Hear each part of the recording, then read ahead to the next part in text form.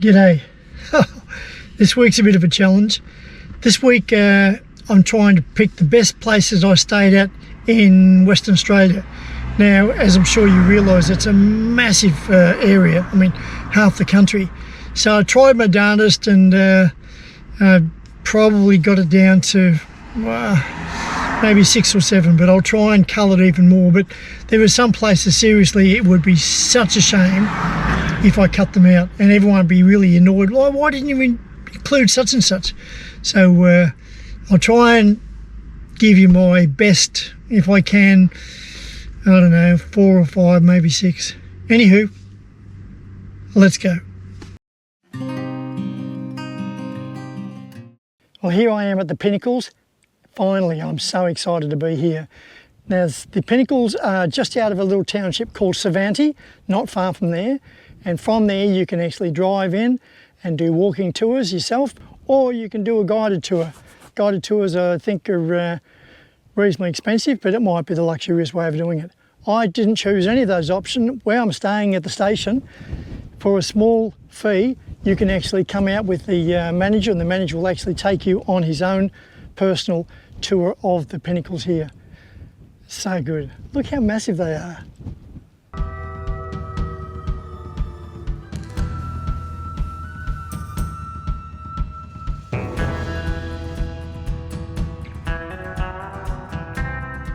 We do tours into the Pinnacles which borders onto our property. They're a pretty unique tour. We take you in a ATV, and we spend about 2 hours, 2.5 hours walking around the sand dunes and having a look at the property, and if the weather's right we do some sandboarding as well, which is great fun.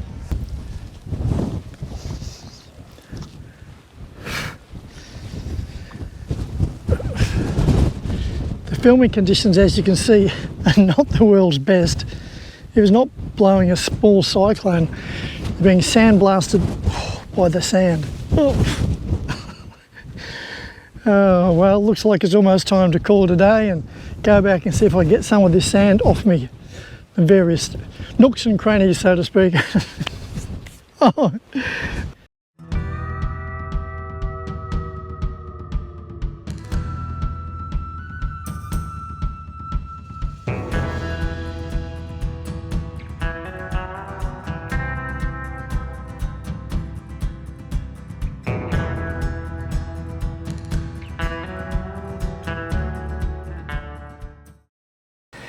I just wanted to share this one with you. Now, this is a little place called Kalgoorlie, I think it's called. You can see how to spell it. And basically what it is, it's a pub in the middle of Western Australia where the horse is allowed to come into the bar.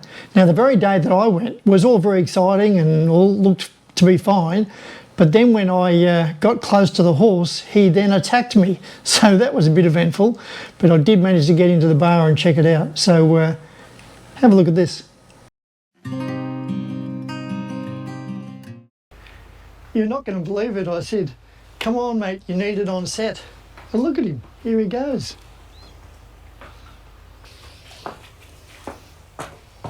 You going in? You going in? He's not allowed in because they've polished the floors.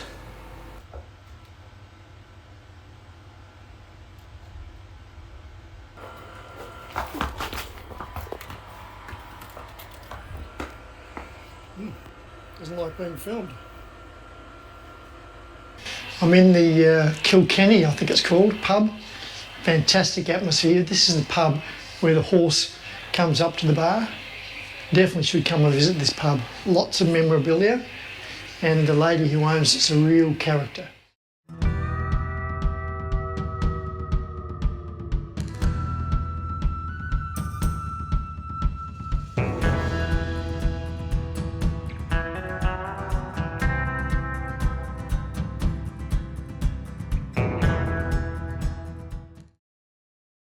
I want to take you to this part of Western Australia now. This is called Kalgoorlie, and almost right next to it is a place called Coolgardie. Coolgardie is where they made that fridge, the Coolgardie fridge.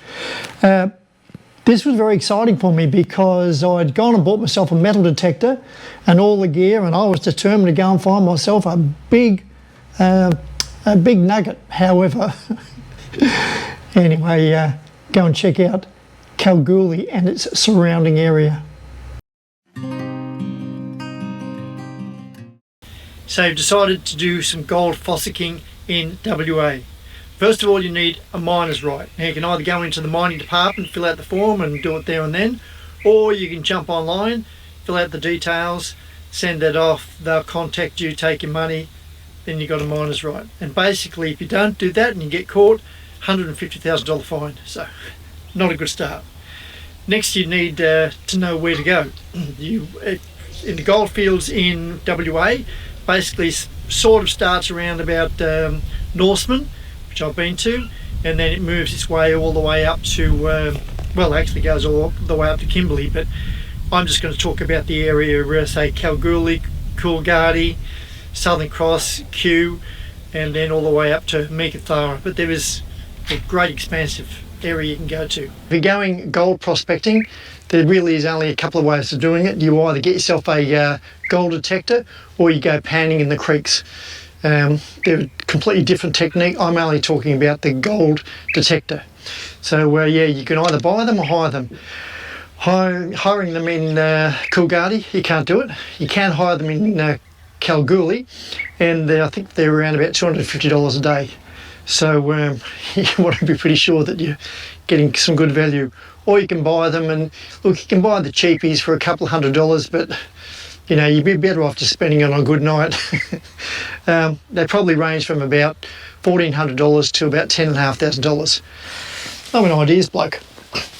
I decided you're down on your knees a lot. So you get down on your knees and you're fiddling around in the ground trying to find out whether it's gold or steel or an old bullet or whatever it is.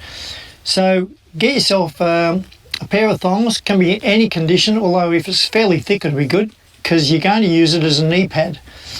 When you're down on your knee there, it just saves the, I sound like a delicate flower, don't I? Just saves aggression on your knees during the day. So take one or two thongs, and also they're small and they're convenient to put in the bag. I'll definitely take sunglasses, not because you don't want to be recognised, but believe me, to get relief on the sun really is great. So you have your sunnies. This is not a fashion item, but it is absolutely essential if you want to keep some form of sanity out on the goldfields. It's not just the goldfields, it's just not WA, it's the time of the year. So April, May, the flies get pretty nasty and pretty aggressive. So once you've got this on, yeah, they'll still hang around, but they'll just be hanging around here rather than here, and just drive you crazy. I'll show you how you ridiculously look, but hey, it's the price.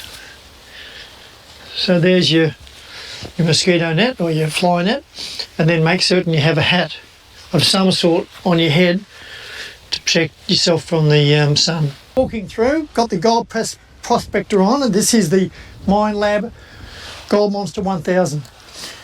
You'll hear nothing, nothing, nothing. So what that's saying is, it's saying I have a live object. What I'll do is I'll line it up, get this thing out the road so it stops squeaking, and then start digging. See what I've got.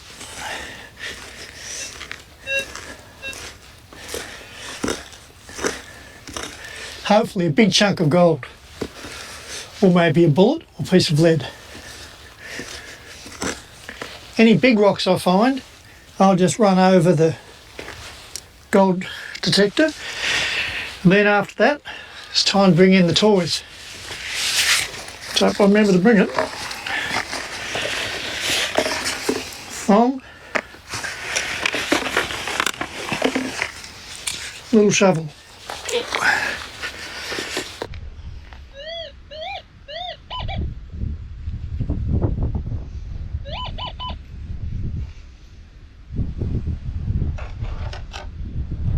Goldfields trees are pretty good. You can sit there and eat them, just like potatoes. Yeah. Nice.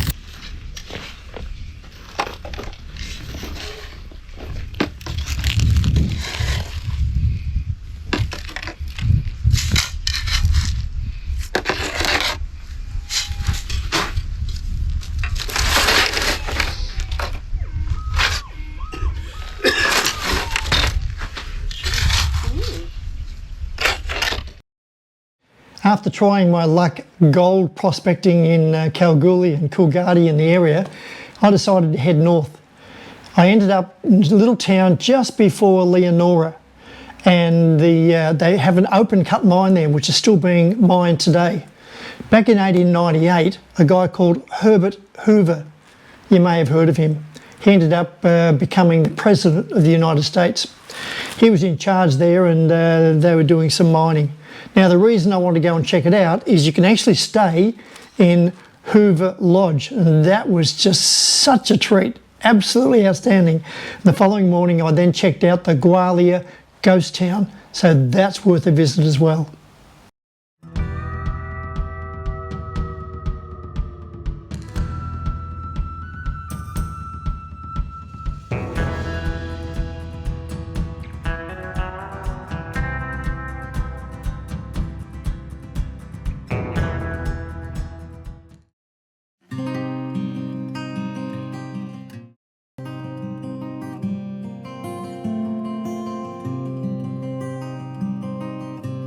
It was a double stove that they did all the cooking for the whole 70 men that would come for a meal on the weekends.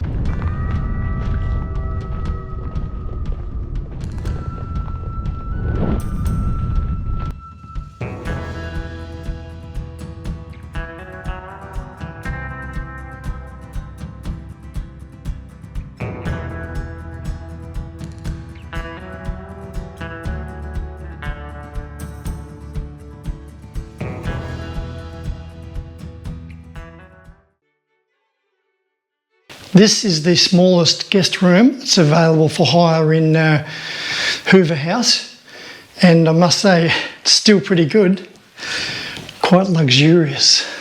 Got the fire, which I'm sure that won't be lit for the night, big basic double bed, brass double bed, and free Wi-Fi. Who'd have thought?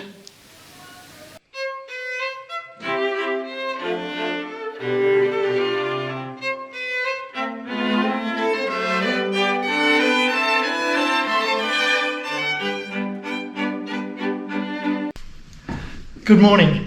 Well, here I am in Hoover House in Gwalia. Apparently it's the pronunciation of it. Wining and dining, having brekkie. How is this? 1899, these gold ingots, there was 4 of them placed at this table, actual real gold. And just to prove that was 1 month's mining here at Gwalia. And also just to let you know that this is currently made of lead and bits and bobs, obviously not the real thing. Sure, they trust me. But because it's a replica, it weighs, I think, 12 kilogram. And if it was really gold, this size would weigh 23 kilogram. Fascinating. Here's a fun fact for you. I'm sure you would want to know about the kilograms and ounces and all that sort of business. Turns out this, if it was solid gold, which is around about 25 kilograms, which is around about 818 ounces, in Australian dollars would be worth just over $2,100,000.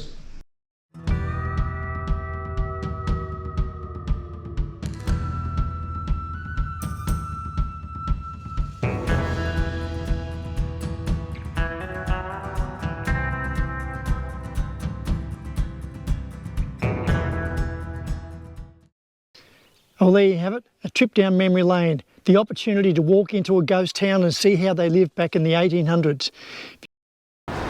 Well, there you have it. Another video comes to a screaming halt. So this week was all about a bit of a teaser of the bottom end of WA. As I said earlier in the video, it's pretty hard to kind of narrow it down, but I've done my best on the bottom part of WA. Next week it's all about going to swimming with whale sharks, riding a camel on the beach in Broome, and also one of Australia's most exciting roads, and that's the Gibb River Road. So if you found the video helpful, useful and or entertaining, please give it a thumbs up. If you think the video is worth sharing, that too would be great. So until next time, this is Paul Wheel Drive, signing off.